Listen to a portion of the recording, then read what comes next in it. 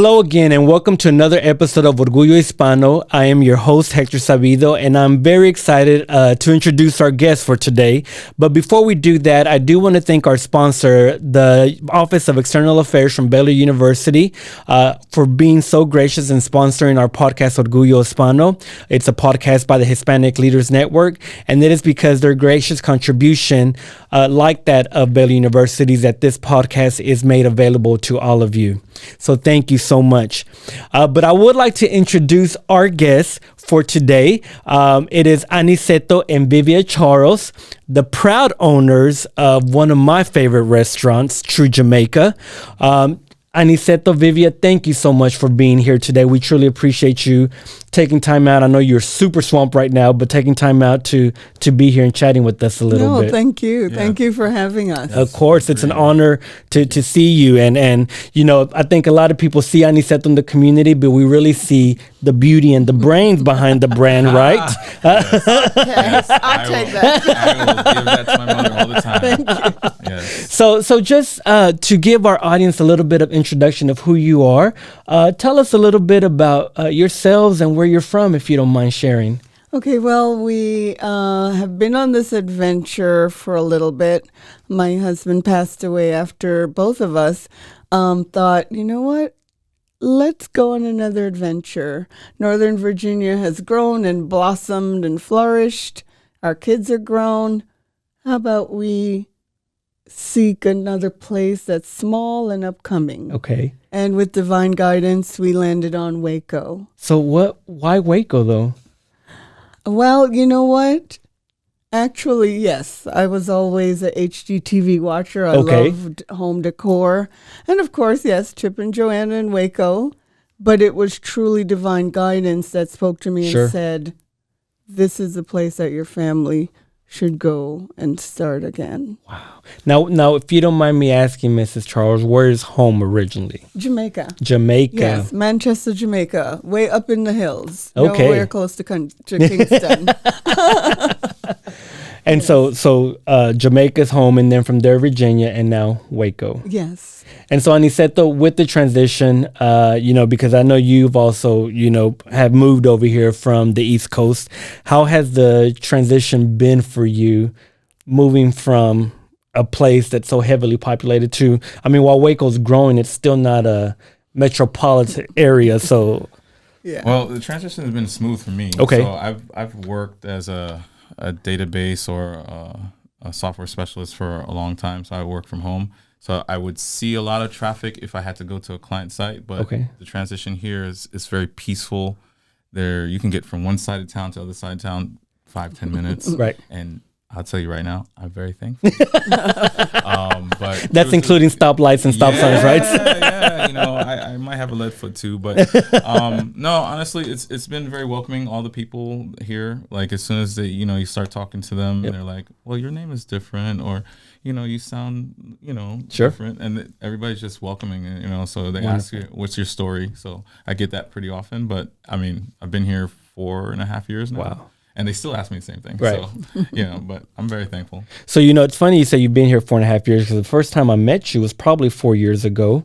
You were going through a course that was provided by City Center Waco at the time, WEBO. Yeah. And I remember when I first met you, I had the privilege of speaking to the class a few times. And I remember the first time I met you, and you part of the class was really working with local entrepreneurs and local entrepreneurs of color to really just give them that foundation of what it is to run a business, and what it's anything from marketing to accounting to sales to legal paperwork, et cetera, things like that. So WEBO was very, I would say, instrumental in a lot of our entrepreneurs here, especially entrepreneurs of color, that really just gave them that foundation of what to expect when running a business. Because I think a lot of times people jump into it not really knowing what all it entails. And so WEBO did that.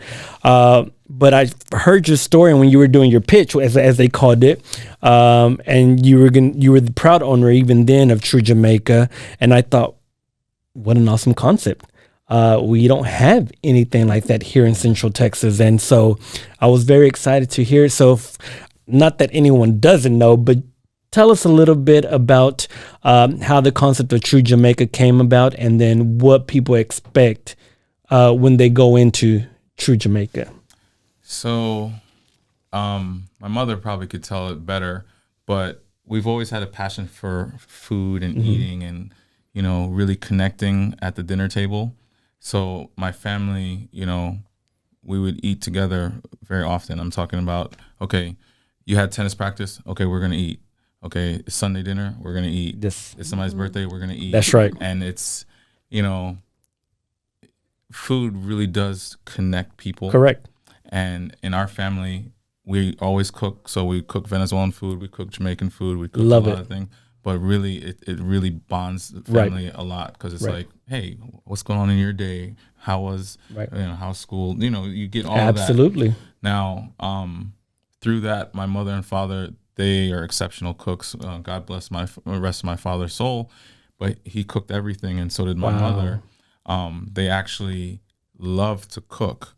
So in my sense, I love to see people eat. I like to see the response and the enjoyment of it. My mother and father do too. Sure. But the art of cooking, my mother and father, they love to cook. That's amazing. And my mother will probably say that as she's gotten, she's gracefully matured, she's gotten more of a love to cook than when she first started. Because my father, my father used to do a lot of cooking. My mother cooked, but she was running her business. Sure. And my father would come home and he would do a lot of cooking. He would do the dinner for everybody. Yeah. So it was a good mix, but very thankful. Now in Waco, the experience is, how do you say? Venezuelans, Jamaicans, very warm, very jovial, very lighthearted, very spirited. When you come to Tru Jamaica, as soon as you hit the door, welcome to Tru Jamaica. Yes, absolutely. And the thing is, I think that service, smiling, salutations, those things are so important, and it's appreciated. And I want people to feel like, okay, you're coming into my house. Right. As soon as somebody comes to your house, you're going to say hello to them and Exactly. you're going to greet them. You might offer them some water or there something. You go. And I want a place to sit and something. Exactly. So I want that same feel. Yes. What I'll say is that there's a good amount of people that have been to Jamaica. They've either traveled, got married, honeymooned, done missions in Jamaica. So a lot of people are like, hey, I was in Jamaica, so we get the stories, and I get that whole connection where I get to talk to people. And I think a lot of people that really resonate with Tru Jamaica, once they're in there and they keep coming back, they will say, you know what? We get that personal touch. Right. And that's really what we want. We want people, obviously, to enjoy great food. Sure. But we want them to feel welcome, like, hey, you know what? I feel like I can go there anytime, and I feel welcome. The music, the ambiance, the light. The music's not too loud. It's playing chill Jamaican ska vibes. And we also play reggae in Spanish. So it's, some people, like, I have some people that come in and they're like, oh. Yeah. So, but I think it's just the welcoming. All right. That's really important to us. Well, and go ahead. I'm sorry. Please go ahead. No. But I was going to go a little more to your point or your question. Tru Jamaica really started in Northern Virginia. Okay. It wasn't called Tru Jamaica. Okay. But when we moved to Virginia, we just kept saying, wow, there's no Jamaican restaurant in Northern Virginia, in Woodbridge in particular. We just, me and my husband, we'd always, because he loves his Venezuelan food. He used to love his Venezuelan. But for some reason, he had really dived into my Jamaican food. Okay, so we were always like, wow, we have to go to D.C. if we don't feel like cooking. And we talked about this for years. And then came the impetus. We just jumped in. A place was available. We signed a lease and we jumped in. Caribbean Carryout, which is still open with another Jamaican family we sold it to. But that's where Tru Jamaica really, because when we started Tru Jamaica here, we had that knowledge that we had gained. Yes, ma'am. So it really helped. That's amazing. And my son, Aniceto, really, all his skills, which are many, and I am so thankful, were really put to work in landing in a new community, connecting with people, working on a building, bringing it to fruition, and finally opening the doors. Correct. So, yes, this started long ago, all the learning That's lessons. amazing. I didn't Yes. realize that. Yeah. That's amazing. And, and also like to see, I think, well, I can see, so, I've been to Tru Jamaica a few times, and it really is that warm welcome invite where you come in, you're greeted. The atmosphere is wonderful. You sit down with people that you're having a great lunch with and just have great conversations. And it reminds me a lot also of the Hispanic culture as well, which is a big draw, I think, as well, because there are a lot of similarities between our cultures. But even so, your dad, Aniceto, who is Venezuelan, and you, ma'am, being Jamaican, Aniceto, carrying the best of both beautiful cultures, that I like to say. But even so, how was it growing up being, if you don't mind me asking, a biracial young man on the East Coast? How was that experience like? So my father, we didn't learn Spanish at home. So we kind of learned it through cousins, friends, and travels. And because you speak it a little bit, right? Yeah, and a lot. He speaks it a lot. Yeah, my kids are fluent. I love it. Yeah, but I think, initially my father was a little nervous, like, hey, I don't want my kids to be held back, and Understandable. so on and so forth.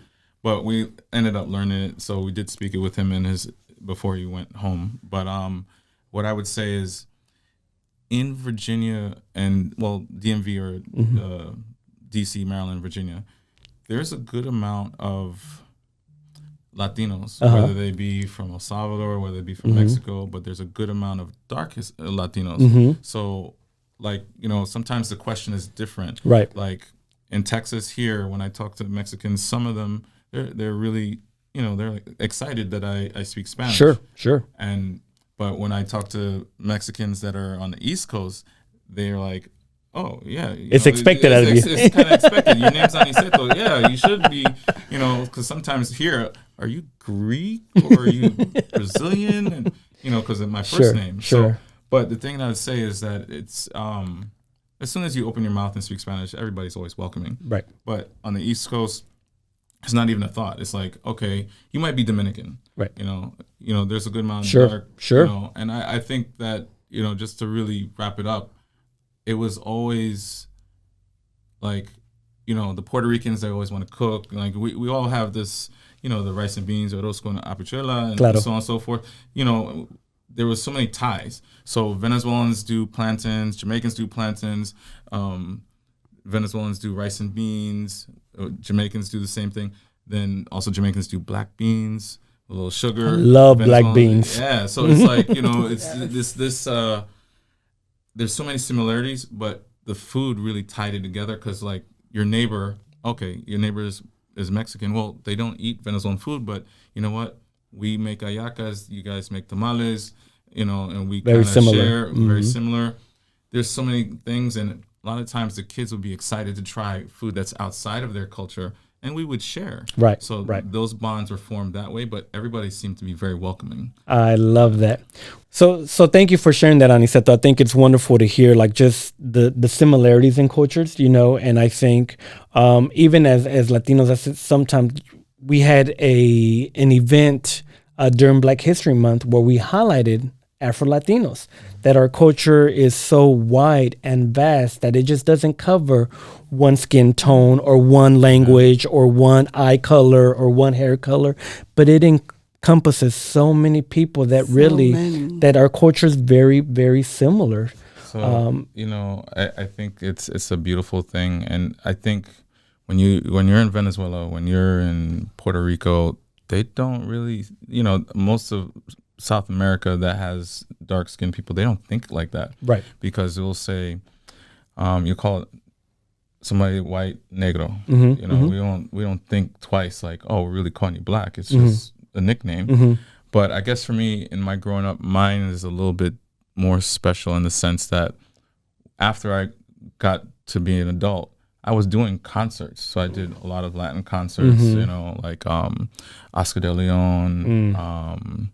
I've done maybe 200 concerts in my history. Eddie Santiago. I've done, who else? You're making me go down memory lane now. And he said, well, that, you know, I felt bad because you text me and I didn't even text you where to go when you're out there. And they actually had a couple concerts out there. Wow. Yeah, they had Willie Colon and some other people out there. Amazing. But, you know, like when you look at music, it's kind of like food. You know? You remember that song. You remember the taste of the food. Yes. There's a connection. Yes, and absolutely. I always loved music.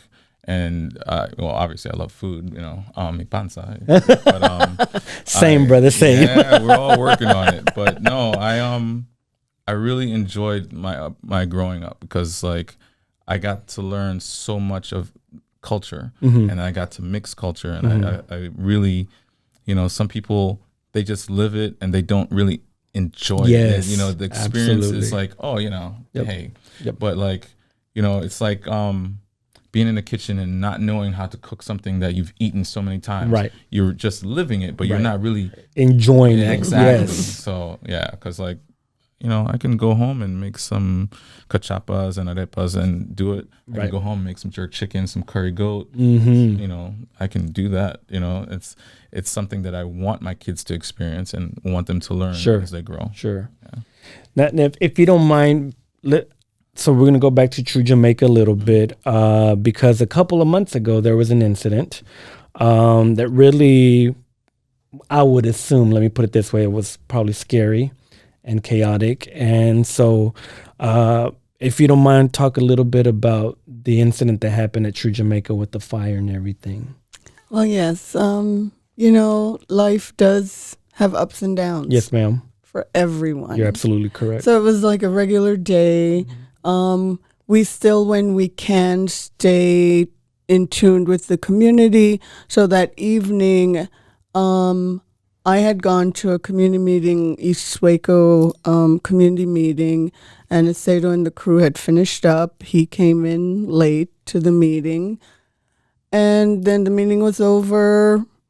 We all went home, and he called me maybe after 1, saying there's a fire department called him.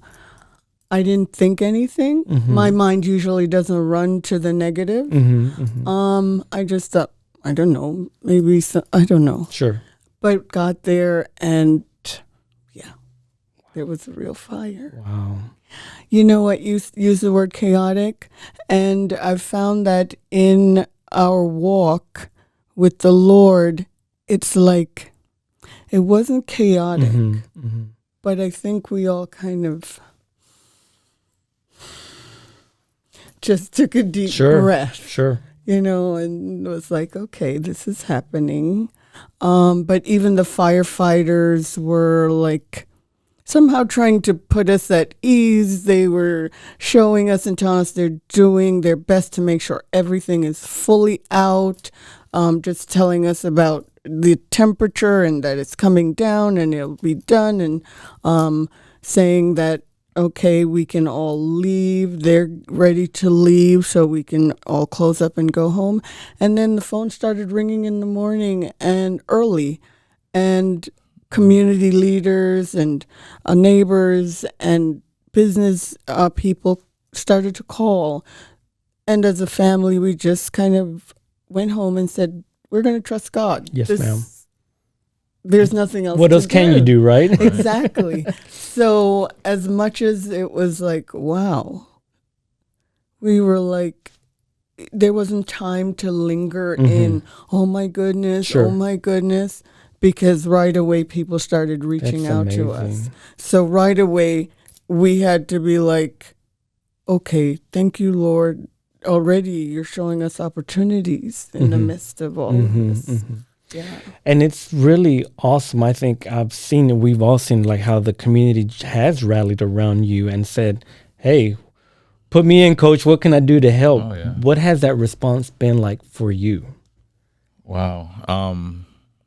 It's tremendous. And amazing. It's a humbling thing when people want to give you their time because time is fleeting and you can never get it back. Yes, sir. And people have contributed not only their time, but their restaurants, their money, so many different prayers. Like people, they see me in grocery stores, see me all about, hey, can we pray with you? That's amazing. And it's Even at the food truck. I remember one afternoon, a gentleman, I think Anastasia was at the window taking orders. And then for a minute, things kind of slowed down for a second. And the gentleman was praying. That's amazing. Yeah. I love to hear that. Yeah. Waco is a tremendous community, and when people move here, once they get here, they'll understand that this community is really very tight knit. And I think it goes to show, Mrs. Charles, when you said earlier that it was really spirit led that you came to Waco, and you started your business. An unfortunate incident has happened, but God has still taken care of you. Yes. And for you to say, we're just going to trust God, I think that shows your courage, your strength, your foundation in Christ. And I have to applaud you publicly for that, because I think you are an example to many of us on this walk that sometimes our faith gets shaky. Yes. Oh, yeah. But to hear you say that, in spite of that that God has taken care of you, that's amazing. So thank you for that. Oh, no, thank you. Thank you. Thank you. So now you guys are in the reconstruction phase. And so, Technically not, okay, but okay, yeah, we're getting there. So you guys are, what are the plans going forward now? If it's okay to ask that. So right now we're kind of still waiting on the insurance. So the Okay. insurance is giving us an update that, by the end of this week that we should have a firm word that this is what's going to happen. So, we're covered. We have really good insurance. Mm-hmm. So we're not saying that. It's just sometimes we don't have patience, and sometimes, Yes, sir. it's like, I hear you on that. but we're definitely rebuilding where we are. God has blessed us with the building and the land around us. So when you drive by, you'll see the bricks look good, but when you look at the soffits and you look at the vents and everything, and you'll see the blackness from the charcoaling and everything there. But we're gonna rebuild right there. It's gonna be better and back hopefully soon. I love it. So we just ask people to continue to pray and just keep an eye out on our social media. And if they're so inclined, we still have our GoFundMe up, because we're still paying for all of our staff and everything. Sure. That way, when we open up, let's be honest, sometimes it's hard to find a job, and Yes, sir. people that we have, we were thankful that they're with us, because God's blessed us with them and their time. So we're trying to do right by them. And when we get back, we'll have a good staff that's already trained and ready to go. And they've gone through the whole walk with us. So we're just praying that everything goes smoothly. But are you still doing catering events, or you still have a mobile location, correct? So we've been blessed. The Compleys, Massimo from the Compleys, he's graciously loaned us his food truck for as long as we'd like, and we're at Baylor campus through the semester. So Baylor and Airmark have given us the go to be at the right next to the fountain, water fountain, and kids can come and eat anytime. We're really there Monday through Friday from 10:30 to 3:30 minus spring break. But so we're doing catering. Like we've done Baylor Law School, we've done Baylor basketball, we've done a number of recruiting events, and we do for Waco Family Medicine too. They've always been a big supporter of us as well. And we're going to be doing a disc golf celebration this weekend. So we're we've always been into the catering, because like God's blessed us with a network. So That's amazing. So business is still continuing. Yeah. It's not the same, but it's still continuing. Yes. But speaking of the GoFundMe, where can people find that link to help? Well, it's on our website, and we do have it. But pretty much if you just put GoFundMe and Tru Jamaica in Google, it'll pop up. And, we're about halfway there, and we're very thankful.